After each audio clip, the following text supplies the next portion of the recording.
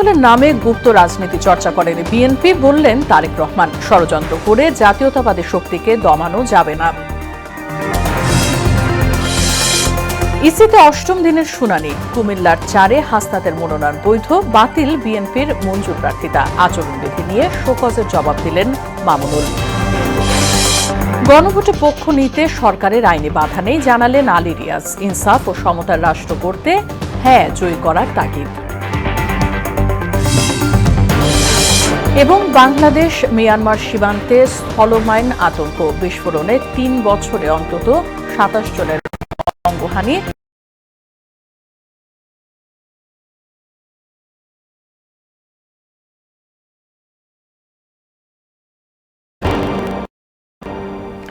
আসসালামু আলাইকুম, স্বাগত মোহনা সংবাদে। শুনছিলেন শিরোনাম, পুরো সংবাদের সঙ্গে আছে রাশিদা সুলতানা রিকু। কৌশলের নামে বিএনপি গুপ্ত রাজনীতির বেশ ধারণ করেনি বলে জানিয়েছেন দলটির চেয়ারম্যান তারেক রহমান। শনিবার দুপুরে রাজধানীর শেরেবাংলা নগরে বাংলাদেশ চীন মৈত্রী সম্মেলন কেন্দ্রে মতবিনিময় সভায় কথা বলেন তিনি। এ সময় তিনি আরও বলেন, ষড়যন্ত্র করে বিএনপিকে দমিয়ে রাখা যাবে না। অনুষ্ঠান ফ্যাসিবাদী আমলের গুম খুনের কথা বলতে গিয়ে কান্নায় ভেঙে পড়েন স্বজনরা। তানজিদ ভূঁইয়ার প্রতিবেদন।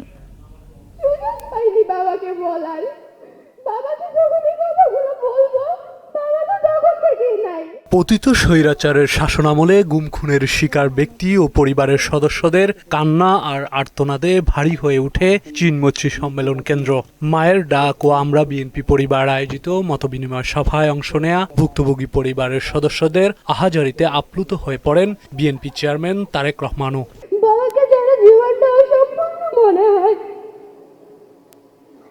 আমরা আমাদের বাবাকে ফেরত চাই। আমার এই স্বপ্নটাকে আরো পূরণ হবে।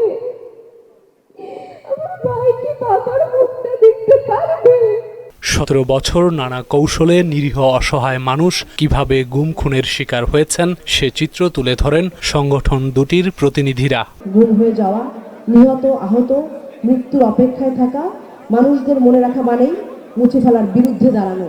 আপনাদের মন মতো আমরা করতে পারিনি সত্যি, কিন্তু আমরা চেষ্টা করেছি আপনাদের পাশে দাঁড়াতে। জনাব তারেক রহমানের বার্তা পৌঁছে দিয়েছি আপনাদের ঘরে ঘরে।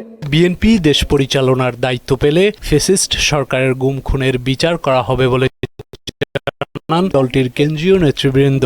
আমরা তারেক রহমানের নেতৃত্বে আমরা সেই পথে, সেই গন্তব্যে, যে স্বপ্নের কথা এবং যে পরিকল্পনার কথা বলেছেন তার নেতৃত্ব গঠিত হবে। আমরা সেই প্রত্যয় নিয়ে আমরা এগিয়ে যাব। সমতা বিধান করতে হবে, সাম্যতা আনতে হবে। আমাদের ভদ্রতা নম্রতা নয়, সেটা আমাদের দুর্বলতা নয়। আমরা গণতন্ত্রকে ভালোবাসি। ফ্যাসিবাদের বিরুদ্ধে লড়াইয়ে স্বজনহারা পরিবারের পাশে থাকবে বিএনপি জানিয়ে দলটির চেয়ারম্যান তারেক রহমান বলেন, ষড়যন্ত্র করে তাদেরকে দমিয়ে রাখা যাবে না। যে দলের নেতাকর্মীরা অন্যায়ের বিরুদ্ধে এ ধরনের আপোষহীন ভূমিকা রাখতে পারে, সেই দলের বিরুদ্ধে ষড়যন্ত্র কিংবা অপপ্রচার চালিয়ে কেউ এই দলকে দমন করে রাখতে পারবে না। জনগণের রায়ে বিএনপি ক্ষমতায় গেলে গুম খুনের শিকার শহীদদের নামে সড়ক এবং স্থাপনার নামকরণ করা হবে বলে জানান তারেক রহমান। সকল শহীদদের আত্মত্যাগকে জনমনে স্মরণীয় করে রাখতে আগামী দিনে বিএনপি কিছু পরিকল্পনা গ্রহণ করেছে। গণতন্ত্রের পথ বাধাগ্রস্ত হলে শহীদদের সঙ্গে জুলুম করা হবে বলেও মন্তব্য করেন বিএনপির চেয়ারম্যান। এ সময় স্বজন হারানো পরিবারের প্রতি সহমর্মিতা জানান তিনি। সজাগ থাকি যাতে আমাদের গণতান্ত্রিক যাত্রা যা শুরু হয়েছে তাতে যাতে কেউ ব্যাঘাত করতে না পারে। তানজিদ ভূঁইয়া, মোহনা সংবাদ, ঢাকা। শেষ সময় পর্যন্ত ইসলামী আন্দোলন বাংলাদেশের জন্য জোটের 10 দল অপেক্ষা করবে বলে জানিয়েছেন জামায়াতে ইসলামের সহকারী সেক্রেটারি জেনারেল এহসানুল মাহবুব জুবায়ের। তবে দলটি শেষ পর্যন্ত না এলে 47 আসনে প্রার্থী দেওয়ার বিষয়ে চূড়ান্ত করবে জোটের লিয়াজো কমিটি। জামায়াতে ইসলামের কেন্দ্রীয় কার্যালয়ে জরুরি বৈঠকে এসব কথা বলেন মাহবুব জুবায়ের। যে 47টি আসন আমরা রেখেছিলাম, তো সেই আসনগুলো সম্পর্কে আমরা লিয়াজো কমিটিকে দায়িত্ব দিয়েছি। লিয়াজো কমিটি যেটা আছেন তারা সেটা বিষয়ে আলোচনা করছেন এবং সেটা একটি আলোচনা করে ওনারা সিদ্ধান্তে পৌঁছার পরে আমাদের জোটের লিয়াজো কমিটি আলোচনা করে প্রস্তাব তৈরি করবেন, শীর্ষ নেতৃবৃন্দ চূড়ান্ত করার পরে সেটা আমরা ঘোষণা দেব। রিটার্নিং কর্মকর্তার সিদ্ধান্তের বিরুদ্ধে দায়ের করা আপিলের ৮ম দিনের শুনানি হয়েছে নির্বাচন কমিশনে। এদিন দ্বৈত নাগরিকত্ব ইস্যুতে অপেক্ষমান থাকা সহ ১০০টি আবেদন নিষ্পত্তি করা হয়। এদিকে কুমিল্লা ৪ আসনে এনসিপি প্রার্থী হাসনাত আব্দুল্লাহর মনোনয়ন বৈধ ঘোষণা করে কমিশন, আর বিএনপি প্রার্থী মঞ্জুরুল আহসান মুন্সির প্রার্থিতা বাতিল করা হয়। এছাড়া কমিশনে উপস্থিত হয়ে শোকজের জবাব দিয়েছেন খেলাফত মজলিসের মামুনুল হক। আরও জানাচ্ছেন নাহিদ সিরাজি। ত্রয়োদশ জাতীয় সংসদ নির্বাচনে মনোনয়নপত্র গ্রহণ ও বাতিলের বিরুদ্ধে আপিল শুনানি গড়ালো ৮ম দিনে। প্রধান নির্বাচন কমিশনার এম নাসির উদ্দিনের সভাপতিত্বে শুরু হয় শনিবারের কার্যক্রম। এদিন ১০০টি আবেদনের ওপর শুনানি হয়। দ্বৈত নাগরিকত্বের বিষয়ে অপেক্ষমান থাকা বেশ কয়েকটি আপিলের শুনানি করেছে কমিশন। এদিন প্রার্থিতা ফিরে পেয়েছেন অনেকে। আপিলের পরে এখানে এসে সম্মানিত নির্বাচন কমিশনার এবং তার বডি টোটালি আমাদেরকে এটা আবার বৈধ ঘোষণা করেছেন। এটা মাননীয় প্রধান নির্বাচন কমিশন সহ অন্যান্য নির্বাচন কমিশনবৃন্দ এটাকে খারেজ করে দিয়ে আমার নির্বাচন করার আগামীতে ইনশাল্লাহ অবৈধতা নেই। আমাদের বিএনপি মনোনীত নরসিংদী ৩ শিবপুর আসনের প্রার্থী জনাব মঞ্জুরে এলাহির আপিল নামঞ্জুরের কারণে ওনার প্রার্থিতা বহাল থাকলো। কুমিল্লা ৪ আসনের এনসিপি প্রার্থী হাসনাত আব্দুল্লাহ ও একই আসনের বিএনপি মনোনীত প্রার্থী মঞ্জুরুল আহসান মুন্সি মনোনয়ন বৈধতার বিরুদ্ধে পাল্টাপাল্টি আপিল আবেদন করেন। শুনানিতে দুজনই উপস্থিত ছিলেন। এ সময় দুপক্ষের মধ্যে উত্তপ্ত বাক্য বিনিময় হয়। আর আচরণবিধি লঙ্ঘনের অভিযোগে ঢাকা ১৩ আসনে খেলাফত মজলিসের প্রার্থী মামুনুল হককে কারণ দর্শানোর নোটিশ দিয়েছিল কমিশন। সেই শোকজের ব্যাখ্যা দিতে কমিশনে যান তিনি। আমি যেখানে বাংলাদেশের একটি দলের প্রধান এবং একটি জোটের অন্যতম শীর্ষ দায়িত্বশীল, সেক্ষেত্রে আমি যদি এই ধরনের হয়রানির শিকার হই তাহলে আসলে নির্বাচনের ক্ষেত্রে লেভেল প্লেয়িং ফিল্ড কতটুকু থাকবে আছে সেটা আমাদের জন্য আরো বড় করে একটি শঙ্কার জায়গা তৈরি হলো। এদিকে দেশের ভেতরে পোস্টাল ব্যালটের ডিজাইনে পরিবর্তন আনতে যাচ্ছে নির্বাচন কমিশন। বিদেশে পাঠানো ব্যালটের মতো সব প্রতীক আর থাকছে না। নতুন ডিজাইনের পোস্টাল ব্যালটে শুধু চূড়ান্ত প্রার্থীর নাম ও প্রতীক রাখার পরিকল্পনা করা হয়েছে। নাহিদ সিরাজি নিম্মি, মোহনা সংবাদ, ঢাকা। বিদ্যমান আইনে গণভোটে হ্যাঁ এর পক্ষে প্রচারণা চালাতে সরকারের কোনো বাধা নেই বলে জানিয়েছেন প্রধান উপদেষ্টা বিশেষ সহকারী অধ্যাপক আলী রিয়াজ। সকালে বিয়াম অডিটোরিয়ামে ঢাকা বিভাগীয় মতবিনিময়ে কথা বলেন তিনি। ৫৪ বছরের পুরনো কাঠামো ভেঙে ইনসাফ ও সমতার ভিত্তিতে রাষ্ট্র গঠনে গণভোটে হ্যাঁকে জয়ী করার বিকল্প নেই বলে মনে করেন সরকারের ঊর্ধ্বতন কর্মকর্তা সহ বিশিষ্টজনেরা। আরও জানাচ্ছেন উষা ফেরদৌস। রাজধানীর বিয়াম ফাউন্ডেশন মিলনায়তনে গণভোটের পক্ষে প্রচারণা ও ভোটারদের উদ্বুদ্ধ করতে মতবিনিময় সভার আয়োজন করে ঢাকা বিভাগীয় প্রশাসন। এতে ঢাকা বিভাগীয় কমিশনার শরফ উদ্দিন আহমদ চৌধুরী বলেন, আগামীর বাংলাদেশ কেমন হবে তা এবারের গণভোটেই নির্ধারণ হবে। অনেকগুলো মৌলিক প্রশ্নের উত্তর হয়তো আমাদেরকে মতামত আমাদেরকে দিতে হবে, যার মাধ্যমে নির্ধারিত হবে আমাদের আগামীর বাংলাদেশ কিভাবে পরিচালিত হবে। সরকারের ঊর্ধ্বতন কর্মকর্তা সহ বিশিষ্টজনরা বলেন, মৌলিক এবং মানবাধিকার নিশ্চিতে গণভোটে হায়ের পক্ষেই থাকতে হবে। আমাদের সন্তান, আমাদের পরবর্তী প্রজন্ম, তারা যাতে একটা সুস্থ স্বাভাবিক যেখানে আইনের শাসন থাকবে। এতটাই আমরা দলবাজ হয়ে গেছি যে আমরা পারলে সিজদা করা পর্যন্ত শুরু করে দেই। অনুষ্ঠানে প্রধান উপদেষ্টার বিশেষ সহকারী আলী রিয়াজ জানান, শহীদদের রক্তের উপর প্রতিষ্ঠিত সরকার অবশ্যই হ্যাঁ ভোটের পক্ষে প্রচারণা চালাতে পারবে। বাংলাদেশের বিদ্যমান আইন কোনো অবস্থাতেই প্রজাতন্ত্রের কর্মচারীদেরকে এই বিষয়ে কোনো রকম বাধা দিচ্ছে না যে আপনারা হ্যাঁ ভোটের কথা বলুন। জুলাই জাতীয় সনদ 2025 বাস্তবায়ন, সংবিধান সংস্কার আদেশ 2025, হ্যাঁ ভোটের জন্য প্রচার করা যাবে না বা বাধা দেওয়ার জন্য এইটা হবে ওইটা কিছু আছে নাই। তিনি বলেন, নতুন বাংলাদেশের স্বপ্ন বাস্তবায়নে হ্যাঁ ভোটের বিকল্প নেই। এই জুলাই সনদ তৈরি হয়েছে যে মা তার সন্তানকে হারিয়েছে, তার প্রতিদিনের যে অশ্রু তা দিয়ে তৈরি হয়েছে। রক্তে লেখা এই সনদ যে পথরেখা দেখাচ্ছে আমি তার সঙ্গে আছি না নাই। আর যেন কখনোই স্বৈরাচার ফিরতে না পারে এমন রাষ্ট্র ব্যবস্থা গড়ে তোলা জরুরি বলে মন্তব্য করেন আলী রিয়াজ। সকলের আলাপ আলোচনার ভিত্তিতে গ্রহণ। উষা ফেরদৌস, মোহনা সংবাদ, ঢাকা। ভোটের প্রস্তুতির খবর।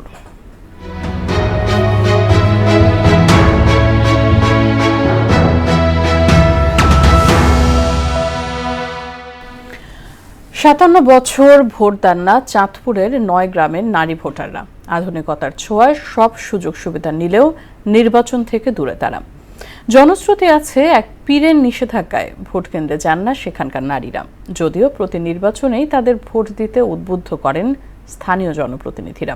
এবারও সেই চেষ্টা চালিয়ে যাচ্ছে নির্বাচন সংশ্লিষ্টরা। রফিকুল ইসলাম বাবুর প্রতিবেদন, জানাচ্ছেন তাসিন তালিন। 1969 সালে চাঁদপুরের ফরিদগঞ্জ উপজেলার রূপসা দক্ষিণ ইউনিয়নে ভয়াবহ কলেরা মহামারীতে অনেক মানুষের মৃত্যু হয়। সেই সময় ভারতের জৈনপুর থেকে আসেন এক পীর। মহামারী থেকে বাঁচতে নারীদের পর্দা করার নির্দেশ দেন তিনি। লোকমুখে ছড়িয়ে পড়া সেই নির্দেশ একসময় গুজব আকারে ডালপালা বিস্তার করে নারীদের ভোটকেন্দ্রে যাওয়ায় নিষেধাজ্ঞা পর্যন্ত পৌঁছে। সেই থেকে অজানা আতঙ্কে ভোটদানে বিরত রয়েছেন এই অঞ্চলের নারীরা। ইসলামী দৃষ্টিকোণ থেকে পর্দা মেনে চলেন চাঁদপুরের ফরিদগঞ্জ উপজেলার এই 9 গ্রামের বেশিরভাগ নারী। পর্দার মধ্যে থেকেই দৈনন্দিন কাজের পাশাপাশি শিক্ষা দীক্ষা আধুনিকতা সবকিছুতে এগিয়ে গেলেও এখনো ভোটকেন্দ্র বিমুখ তারা। যেখানে ভোট দেওয়া নিষিদ্ধ, এজন্য আমরা কখনো আসলে দেইনি আর কি। নারী ভোটাররা যারা, এরা ছোটবেলা থেকেই কখনো দেখি নাই যে আমাদের মা কাকিরা ভোট দিয়েছেন, এই অনুযায়ী আমরা কখনো ভোট দিতে হয় নাই, দেই নাই। স্থানীয় অনেকের মত, পীর সাহেব মওদুদুল হাসান নারীদের পর্দানসীন হতে বললেও ভোট কেন্দ্রে যেতে নিষেধ করেননি। হুজুরের পর্দা যাতে লঙ্ঘন না হয় মহিলাদের, বিশেষ করে এই কারণেই ভোট দেওয়ার জন্য নিষেধ করছে। এরপরে মহিলারা ভোট দিতে গেছে, ভোট দেওয়ার পরে নাকি এই গ্রামে ডায়রিয়ার ব্যারাম হয়েছিল। এলাকার নারীদেরকে ভোট দেওয়ার জন্য নিষেধ করেছেন, এই জন্য ওনারা ভোট দেয়। উদ্বুদ্ধ করার চেষ্টা করতেছি, মহিলারা ভোট কেন্দ্রে যাবে আশ্বস্ত করতেছে। জেলা নির্বাচন কর্মকর্তা বলছেন, আসন্ন ত্রয়োদশ জাতীয় সংসদ নির্বাচনে নারীদের ভোট কেন্দ্রে নিতে উদ্যোগ নেওয়া হবে। এই বিষয়ে নির্বাচনের প্রার্থীদের কর্মসূচি রাখারও পরামর্শ দেন তিনি। এবছরে আমরা তাদেরকে সচেতন করার জন্য উদ্বুদ্ধকরণ প্রোগ্রাম, উঠান বৈঠক সহ বিভিন্ন ধরনের আয়োজন আমরা করার চেষ্টা করব, যাতে তারা ভোট কেন্দ্রে গিয়ে তাদের ভোটাধিকার প্রয়োগ করেন। আসন্ন নির্বাচনে এই ইউনিয়নে মহিলা ভোটার সংখ্যা বাড়বে বলে আশা করছেন উপজেলা নির্বাহী কর্মকর্তা। যারা মহিলা ভোটার রয়েছেন তাদেরকে উদ্বুদ্ধ করবেন, তারা যেন ভোট কেন্দ্রে এসে যাতে ভোটটি দেয়। এবং আমি আশা করছি এবারে নির্বাচনে বিগত নির্বাচনগুলো থেকেও এবার আমাদের মহিলা ভোটারের সংখ্যা তুলনামূলকভাবে বৃদ্ধি পাবে। রূপসা দক্ষিণ ইউনিয়নে প্রায় 25,000 ভোটার, যার অর্ধেকই নারী। তাহসিন তারিন, মোহনা সংবাদ। বাংলাদেশের ভূখণ্ডে আরাকান আর্মির পুঁতে রাখা মাইন এখন মূর্তিমান আতঙ্কের নাম। সম্প্রতি মাছ ধরতে গিয়ে মাইন বিস্ফোরণে পা হারান সীমান্তের বাসিন্দা মোহাম্মদ হানিফ। এমন পরিস্থিতিতে অনিশ্চয়তার আতঙ্ক থেকে মুক্তি চান সীমান্তের মানুষ। তবে পরিস্থিতি নিয়ন্ত্রণে সর্বোচ্চ চেষ্টা করছে বিজিবি। আফসার কবির আকাশের প্রতিবেদন, জানাচ্ছেন আফরিন পপি। মিয়ানমারে আরাকান আর্মি ও রোহিঙ্গা স্বাধীনতাকামী বিদ্রোহী গোষ্ঠীর মধ্যে লড়াইয়ের জেরে টেকনাফ সীমান্তে এখনো আতঙ্ক বিরাজ করছে।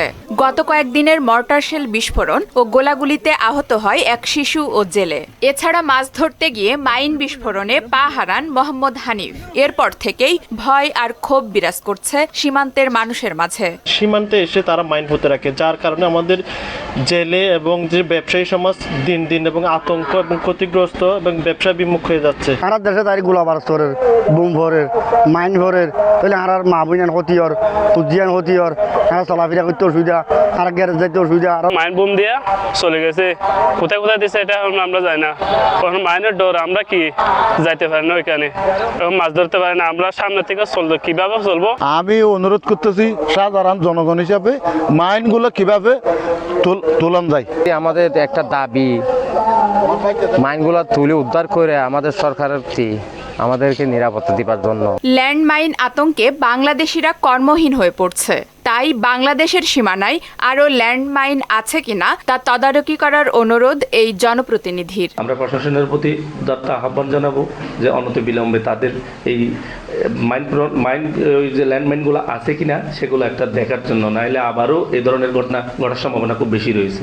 মাইনের বিষয়ে খতিয়ে দেখবেন জানিয়ে পরিস্থিতি নিয়ন্ত্রণে বিজিবি সর্বোচ্চ চেষ্টা করছে বলে জানান রামুর সেক্টর কমান্ডার। আমরা বর্ডার গার্ডের সদস্য হিসাবে এখানে প্রতিনিয়ত 24 আওয়ার্স আমাদের দায়িত্ব পালন করছি এবং সতর্কতার সাথে দায়িত্ব পালন করছি যেন এই সীমান্তে সামনে আর কোনো সমস্যা না হয়। সীমান্তবাসীর একটাই দাবি, সীমান্তে পুঁতে রাখা মাইনগুলো দ্রুত সরিয়ে জেলেদের মাছ ধরার সুযোগ করে দেওয়া হোক। আফরিন পপি, মোহনা সংবাদ।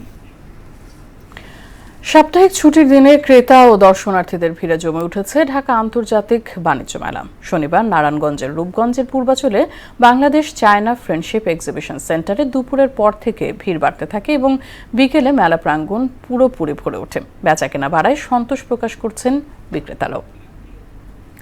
সাপ্তাহিক ছুটিকে কেন্দ্র করে জমে উঠেছে বাণিজ্য মেলা। এ বিষয়ে আরও জানাতে আমাদের সঙ্গে যুক্ত হচ্ছেন সহকর্মী সাত্তার আলী সোহেল। সাত্তার, ছুটির দিনে বাণিজ্য মেলার পরিস্থিতি কেমন দেখতে পাচ্ছেন আমাদেরকে জানান।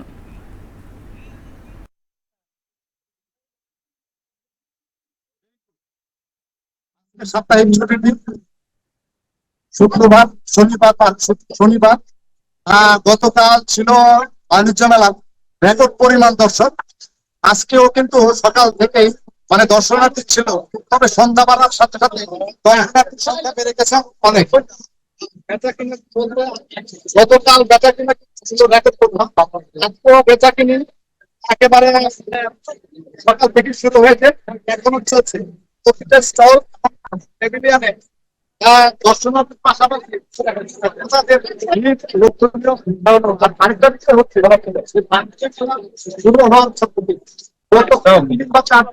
বাণিজ্য মেলার বাইরে আরেকটা বাণিজ্য মেলা শুরু হয়েছে, সেটা এভাবেই যে পুলিশের সহায়তা এবং স্থানীয় কিছু লোকজনের সহায়তায়, বিশেষ করে পুলিশ এই মেলাটি বাণিজ্য মেলার বাইরে অতিরিক্ত অর্থ নিয়ে আরেকটি বাণিজ্য মেলা শুরু হয়েছে, যার জন্য বাণিজ্য মেলার বাইরে যেভাবে বাণিজ্য মেলা বিষয় বেচা কিনা হচ্ছে, বাণিজ্য মেলার বাইরেও কিন্তু একইভাবে বেচা কিনা হচ্ছে।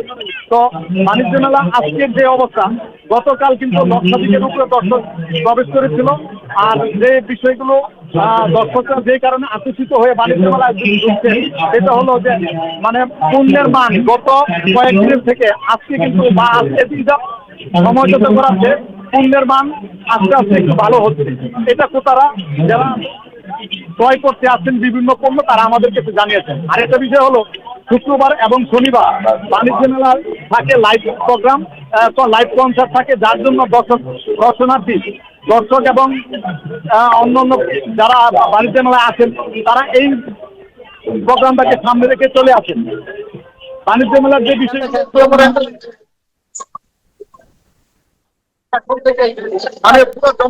প্রতিদিনই কিন্তু বাণিজ্য মেলা বেচা কিনা হচ্ছে। এই ছিল আমার কাছে বাণিজ্য মেলা সর্বশেষ। জি সাত্তার, অসংখ্য ধন্যবাদ আপনাকে। নারীদের বাদ দিয়ে গণতন্ত্রের বিকাশ সম্ভব নয় বলে মনে করছেন নারী ও শিশু বিষয়ক উপদেষ্টা শারমিন এস মোরশেদ। সকালে ওসমানী স্মৃতি মিলনায়তনে আয়োজিত এক অনুষ্ঠানে তিনি বলেন, রাষ্ট্রের 54 বছরেরও বেশি নারী ও শিশুদের জন্য একটি নিরাপদ সমাজ গড়ে ওঠেনি, যা হতাশাজনক। জনগণকে রাষ্ট্রের শক্তি উল্লেখ করে নারী শিশু নির্যাতন প্রতিরোধে সবাইকে রুখে দাঁড়ানোর আহ্বান জানান উপদেষ্টা। জনশক্তি রফতানিকারকদের সংগঠন Bangladesh association of international recruiting agencies বায়রার নির্বাচন স্থগিত করেছেন হাইকোর্ট।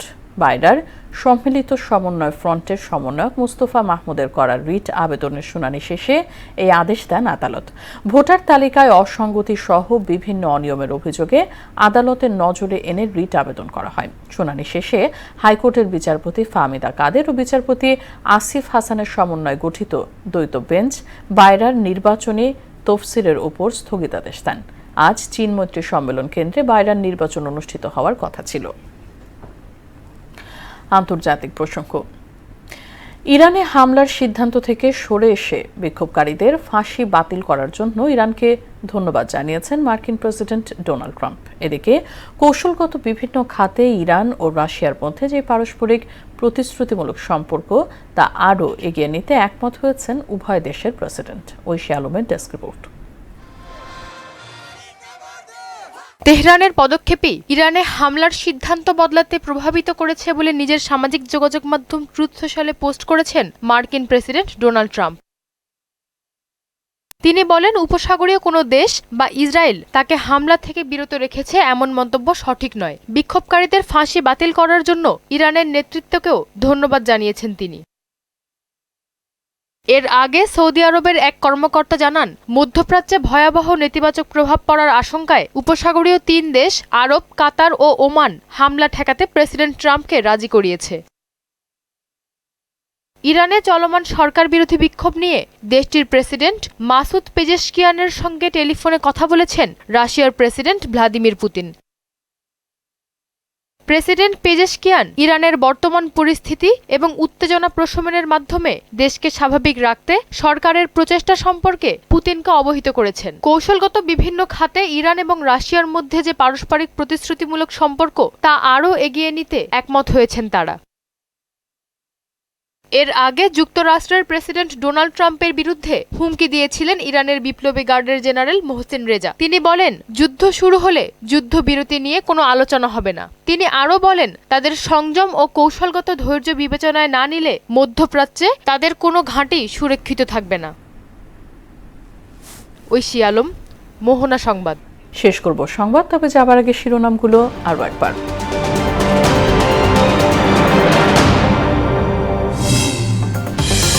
কৌশলের নামে গুপ্ত রাজনীতি চর্চা করেনি বিএনপি, বললেন তারেক রহমান। ষড়যন্ত্র করে জাতীয়তাবাদী শক্তিকে দমানো যাবে না।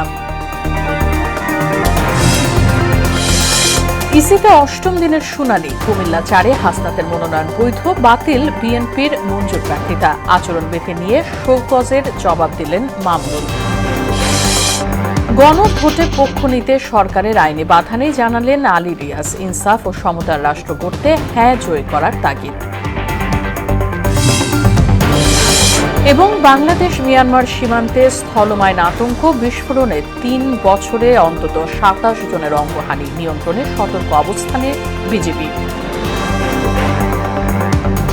এই ছিল সংবাদে। পরবর্তী সংবাদ রাত 9টায়। এর আগে সন্ধ্যা 7টায় দেখবেন সংবাদ এক নজরে। মোহনার সবশেষ খবর জানতে ভিজিট করুন www.mohana.tv।